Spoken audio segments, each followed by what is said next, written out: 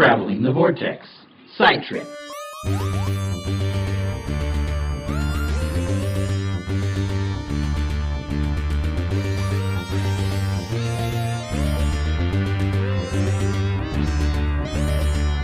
We've joined the Doctor as he opens a portal into a Christmas dimension where Side Trip number 41 lives. I'm Keith.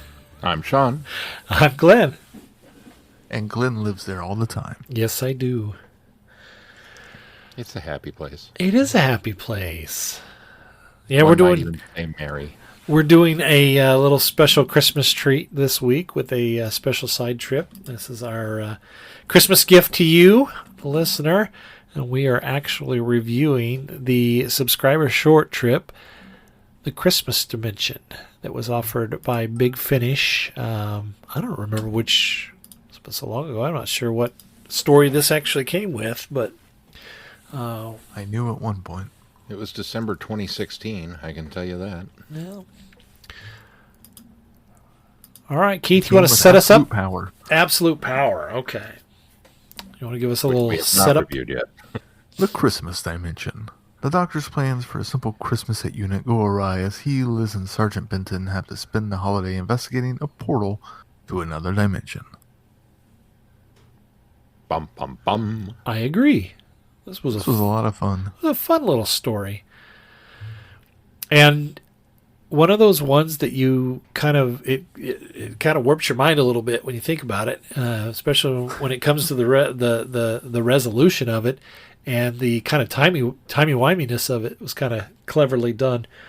Features the third Doctor, Liz and Benton, stuck at, I say stuck at, obviously the Doctor and Liz don't have a problem with working on Christmas, especially since Liz is goes a little Charlie Brown on us and is jilted because it's too commercialized now. But and then I think Benton's the only one that's probably regretting having to be there because he's the one that got stuck having to work on Christmas. Yeah. It's kind of fun though that the Doctor's trying to make Christmas dinner with some sort of solar oven. I think he steams the sprouts some weird way as well, and some sort of laser for the cranberries. He uses a laser gun for the cranberries. So it was neat. What'd you guys think? I like this a lot. I really enjoyed, all of those little Christmas touches and the investigation and then the reveal of, that the Doctor accidentally created this portal to a dimension and how they actually kind of went through and explained how, what about this? And why was it snowing? And what was this giant creature? I thought all of that was really clever and really well done. My only complaint with it would be that it felt at times that Liz was written too much like Joe. I thought the same thing. In fact, there would be times that even listening to it and hearing the narrator say Liz, it's still in my head. I kept picturing Joe because it was written so much like Joe. Yeah. Almost as if maybe it was, written for Joe, and then somewhere along the line they changed it. Could be. It felt like there was a lot of stuff that the Doctor was explaining to Liz that he shouldn't have to. Yeah, I mean, I can't necessarily say that I would see Joe taking a helicopter into a portal. Not intentionally. No, that's probably... Actually, I think she would be... Later Joe would. Yeah, I think she would be a lot less cautious about something like that. I think Liz would be more along the lines of, do you think this is a good idea? Although I can see also Liz seeing the scientific significance of doing something like that. And I don't know. So I can kind of see it both ways now that you say that. Yeah, I could see it kind of both ways. I thought it was really kind of cool when I was talking about the timey-wimey nature of it. I thought it was really neat that it was kind of the effect before cause idea where the Doctor was doing things after in the little tiny, puncture hole that he realized happened. And he does that after the events have happened outside with the portal that's outside, and thought that was kind of a neat way to, oh, okay, that's why this happens, and oh, that's why Bessie got pulled up into the portal, because he was using the magnet later, and it was only until he figured that out later that it occurs to him that, oh, that is the result of that, and then turning that around in using the fact that what she was, the last thing she said about the blast of snow and the other things that keyed him into, oh, wait a minute, I know what this is, almost a little too late, or actually it was a little too late, because they do go into the portal itself when he realizes it, and then comes through later, and he knows that it's going to happen because he knows that it's not instantaneous from that point of view. So It was a really well constructed effect before cause paradox too. yeah. A lot of times we get these in Doctor Who, and it's just kind of like, oh, how convenient, and you kind of roll your eyes at it. But this one, I did not get that sensation. Yeah.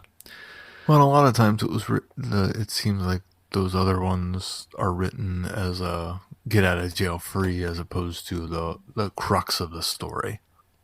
Mm-hmm. And since this is the crux, I think he put a lot of time into thinking about how it would work and how to make it work cleverly. I would agree with that. You have to appreciate that too, because a lot of times these little subscriber shorts can be just throwaway stories, something to kind of tide the listener over, or a kind of a little extra reward for those people that subscribe, and they almost could be lazily written, but this one isn't. It's written really well for such a small confined content that he's working with. So I appreciated that.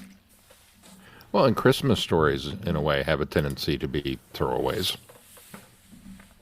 And this one, for all of the ridiculousness that was going on in it, was light and fun and all the things that we kind of want in a Christmas movie. No, I agree. Yeah. Yeah.